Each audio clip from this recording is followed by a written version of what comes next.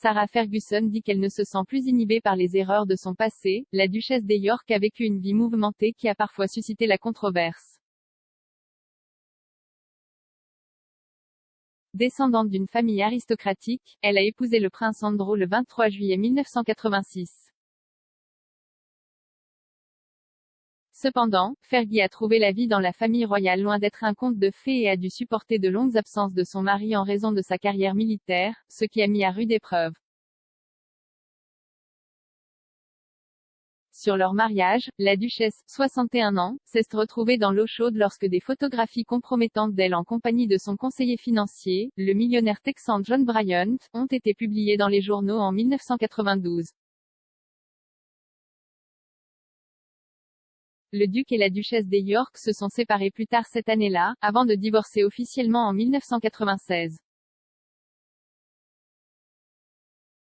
Fergie s'est retrouvée mêlée à un nouveau scandale après avoir été la proie d'une opération d'infiltration menée par le News of the World en 2010.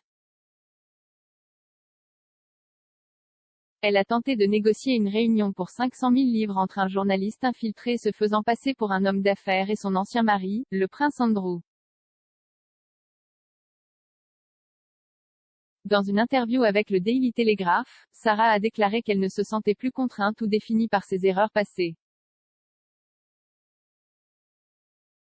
Je suis comme une astronaute, a-t-elle déclaré à Camilla Tomaine du Télégraphe, la duchesse, Fergie. Je porte ces étiquettes avec moi, elles sont toujours dans ma garde-robe, mais c'est moi. Il ne s'agit pas de ce qui s'est passé dans le passé ou de la famille royale, je suis fière de te le dire. C'est très courageux, en fait. La duchesse s'est réinventée depuis son divorce, devenant une auteure pour enfants à grand succès. Elle a récemment terminé son premier roman d'amour, A Heart for a Compass, qui doit être publié le mois prochain. Le roman est basé sur la vie de son arrière-grand-tante, Lady Margaret Montagu Douglas Scott, et a été élaboré pendant 15 ans. Fergie a déclaré que l'écriture du livre lui avait donné la chance de raconter mon histoire de découverte de soi.